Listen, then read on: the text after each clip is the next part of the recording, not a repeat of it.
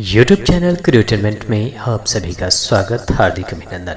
छात्रों, यह video audio UGC net JRF PGT TGT PRT KBS विभिन्न शिक्षा बोर्ड एवं चयन आयोग द्वारा आयोजित की जाने वाली विभिन्न प्रतियोगी परीक्षाओं के लिए उपयोगी है। उम्मीद करते हैं कि इस वीडियो से आपको काफ़ी फायदा होगा। सबसे पहले बात करते हैं स्वरों की उत्पत्ति के स्थान के बारे में। हर्ष, नासिका, कंठ और तालु, जिह्वा तथा दांत ये 6 स्थानों से उत्पन्न होने के कारण इसका नाम शरद पड़ा। ऋषभ, नाभि से उठा हुआ कंठ व शीर्ष से टकराकर ऋषभ यानी बैल की भांति आवाज देता है, इसलिए इसे ऋषभ कहते हैं। गांधार, नाभि से उठा हुआ वायु कंठ और शीर्ष से टकराकर नासिका में गंध लाने वाला होता है, इसलिए इसे गांधार कहते हैं। मध्यम, नाभि से उठा हुआ वायु और हृदय से टकराकर नाभि को प्राप्त होकर मध्य में महानाद करता है, अतः इसे मध्यम कहते हैं। पंचम, नाभि से उठा हुआ वायु और हृदय, कंठ और शीर्ष में टकराता है। इन 5 स्थानों से उत्पन्न होने के कारण पंचम कहते हैं।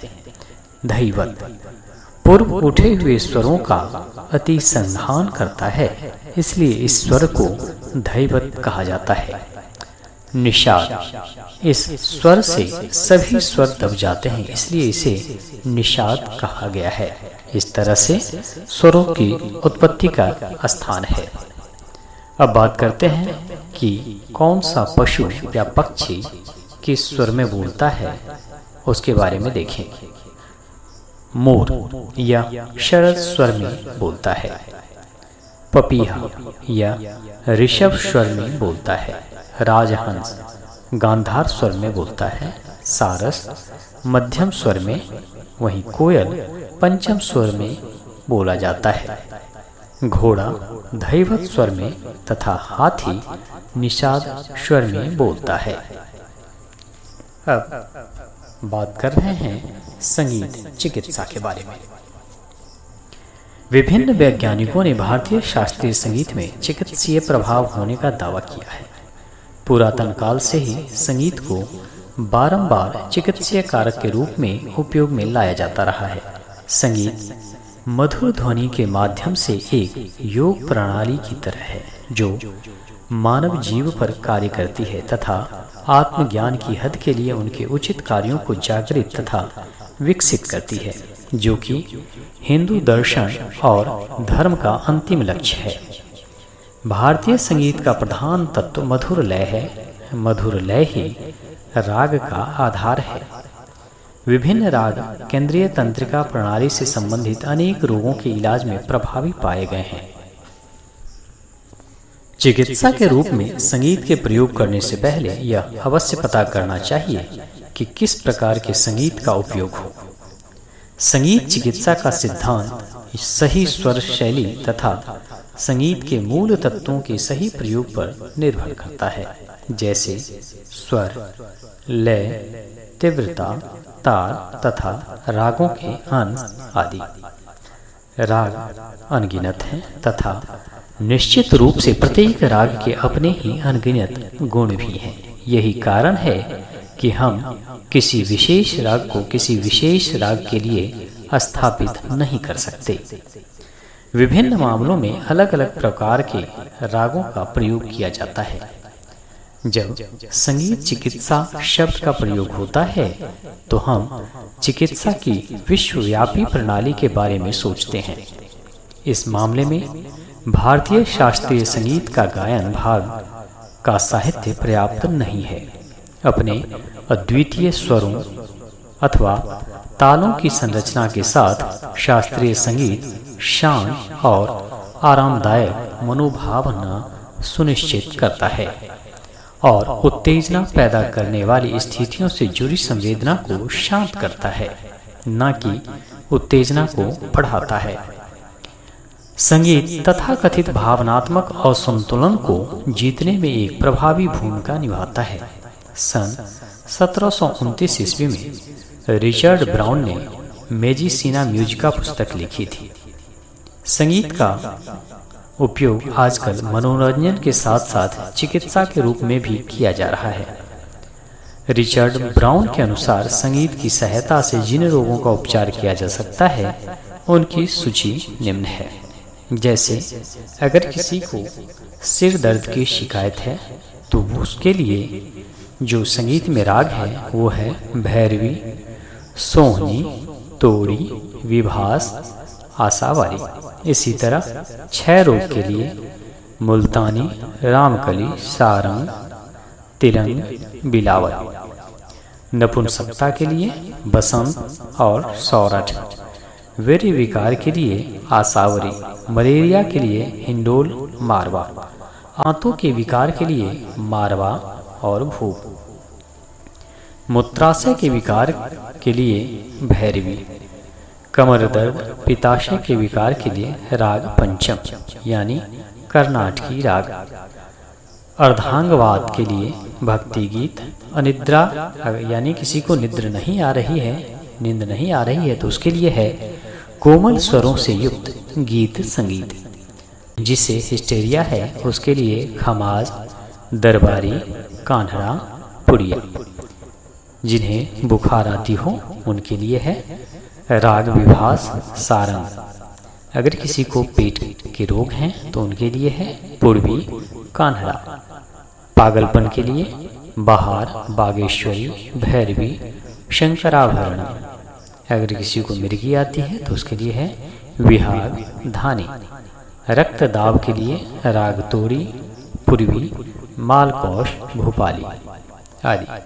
इसी तरह अगर कोई कमजोर है तो उसके लिए है राग पीलू। कफ के रोग तथा तनाव के लिए धनाश्री। लकवा के लिए जय जयवंती राग तथा हाई ब्लड प्रेशर को कम करने के लिए आनंद भैरवी। राग हैं जो विकारों को संतुलित करते हैं, कम करते हैं और निदान करते हैं। यूनानी सभ्यता के प्रख्यात संगीतज्ञ अरसातालिस थे। उनके 3 शिष्य सुकरता, हकीम बुकरात और हकीम जलीमन थे। ये तीनों संगीत चिकित्सा के हकीम थे। आयुर्वेदा अनुसार मानव शरीर में मुख्य 3 दोष माने गए हैं। ये तीनों दोष हैं वात, पित्त और कफ। ये प्राणियों के शरीर में हमेशा रहते हैं। ये तीनों दोष शरीर को आरोग्य रखते हैं, किंतु जब इनमें विकृति आ जाती है तो इन्हें विकार कहा जाता है। संगीत के माध्यम से इन तीनों विकारों से उत्पन्न रोगों का उपचार करने में जो राग सहायक है उनकी सूची इस प्रकार है। वातज विकार की चिकित्सा के लिए राग बहार, बागेश्वरी, बसंत, राग मारवा, राग भैरवी तथा राग पीलू आदि। पित्तज विकार की चिकित्सा के लिए राग खमाज, दरबारी, कान्हड़ा, राग विहाग, राग धानी, राग पूर्वी, पुड़िया, कल्याण, यमन तथा भोपाली। कफज विकार की चिकित्सा के लिए राग मालकोश, काफी, केदार, धानी, तिलक, कामोद, भैरव, विभास, राग, ललित आदि। भारत में प्रत्येक वर्ष 13 मई को संगीत चिकित्सा दिवस के रूप में मनाया जाता है। आइए अब देखते हैं संगीत के चमत्कारिक प्रभाव के बारे में। तानसेन ने बसंत बहार राग से बसंत ऋतु का दृश्य बना दिया था। माया मालव गौर राग फूलों की ऊंचाई बढ़ने में सक्षम है। मिर्च के पौधों की उत्पादन क्षमता बढ़ाने में वीणा पर बजाया गया राग सिहेंद्र मध्यम सक्षम है। राग भैरवी को वायलिन पर बजाकर भी उत्पादन बढ़ाया जा सकता है।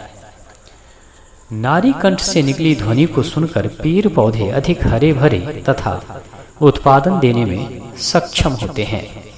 न्यूजीलैंड की बर्ड ऑफ पैराडाइज जाति की चिड़िया समूह नृत्य करती हैं। मोर तथा शुतुरमुर्ग भी नृत्य किया करते हैं। सरगम के पौ और सापसा 3 स्वरों के अलावा राग भैरवी, राग बिलहारी, राग चारुकेशी, राग धनाश्री, राग खरहर प्रिया, माया मालव तथा सेहन्द्र मध्यम आदि रोगों का जंगली पेड़ पौधों, फूल पत्तियों तथा बैंगन, मिर्च, भिंडी, मूली, शकरकंद, प्याज, धान तथा गन्ना आदि पर अत्यंत पोषणकारी प्रभाव पड़ता है। पखावज जी कुदऊ सिंह महाराज ने समवर में दशहरे के उत्सव पर पखावज पर गजपरन सुनाकर एक मदमस्त हाथी को शांत कर दिया था। संगीतज्ञ बैजू बावरा ने राग पुड़िया गाकर वनराज सिंह को अनिद्रा से मुक्त किया था। संगीत की धुएं सुनकर मछलियां शांत हो जाती हैं और मछुआरों के जालों में एकदम फंस जाती हैं। बांसुरी तथा बीन की धुन सांप को मोहित कर देती है। विदेशों में गाय तथा भैंसों को संगीत सुनाकर अधिक दूध प्राप्त किया जाता है। हाथी तथा घोड़ों को वाद्य यंत्रों की ध्वनि अच्छी लगती है। रिक्ष तथा बंदर डफली सुनकर करतब दिखाते हैं। पियानो की धुनें सुनकर चूहे अपने बिलों में शांत पड़े रहते हैं। हार्प तथा औटांग वाद्य की आवाज बंदरों को मंत्रमुग्ध कर देती है। दरियाई घोड़े तथा गैंडे को सरोद वाद्य से निकली ध्वनियां अति प्रसन्न कर देती है। बैग पाइप वाद्य की स्वर ध्वनियां शेरनी, जंगली बिल्ली तथा मगरमच्छों को प्रसन्न करती हैं। चिंपैंजी वायलिन पर धुनें सुनकर प्रसन्न होता है। गधे को शंख ध्वनि अत्यधिक भाती है। आइए अब देखते हैं वैदिक स्वर के बारे में। उदात उच्च तारता, इसमें 2 श्रुतियां हैं। अनुदास मंद्र तारता, इसमें 3 श्रुतियां हैं। स्वरित मध्य तारता, इसमें 4 श्रुतियां हैं। अब बात करते हैं सामिक स्वर की। साम यानी कृष्ट आधुनिक मध्यम साम्य हो गया। स्वरित श्रुतियां 4। दूसरा प्रथम गांधार उदात 2 श्रुतियां हैं। द्वितीय ऋषभ साम अनुदात 3 श्रुतियां। तृतीय शरद साम्य स्वरित 4 श्रुतियां। चतुर्थ आधुनिक निषाद साम्य उदात 2 श्रुतियां। मंद्र धैवत अनुदात 3 श्रुतियां। अतिस्वार्य पंचम स्वरित 4 श्रुतियां। इसी तरह तमिल स्वर में देखिए, तमिल सांगीतिक स्वर और हिंदुस्तानी सांगीतिक स्वर। पहला कुरल जिसे खरज है, तुत्तम ऋषभ, कैकी कलई, गांधार उलई मध्यम, इली पंचम, विलारी धैवत, तार निषाद। हिंदुस्तानी स्वर और तमिल स्वर देखिए। वादी तमिल में इनई, संवादी तमिल में किलई, अनुवादी तमिल में नटपू, विवादी तमिल में पगई। अब पाश्चात्य रिदम के प्रकार देखें। मैट्रिकल समान विभाग तथा समान ताली 1 2 1 2 1 2। मेजर और समान विभाग तथा ताली 1 2 1 2 3 1 2। फ्री रिदम ताली देने का स्थान निश्चित नहीं है। छात्रों, इस तरह से संगीत से जुड़े हुए कुछ महत्वपूर्ण तथ्य आपको बताया गया है। उम्मीद करते हैं कि प्रतियोगी परीक्षाओं में आपको इससे काफ़ी जानकारी मिलेगी तथा प्रश्न का सही उत्तर दे पाएंगे। धन्यवाद। इस तरह की जानकारी और वीडियो देखने के लिए और सुनने के लिए YouTube चैनल क्रिएटिनमेंट को अवश्य सब्सक्राइब करें तथा बेल आइकन दबाना न भूलें, जिससे कि आपको लगातार प्रतियोगी परीक्षाओं से जुड़ी हुई जानकारी मिलती रहे। धन्यवाद।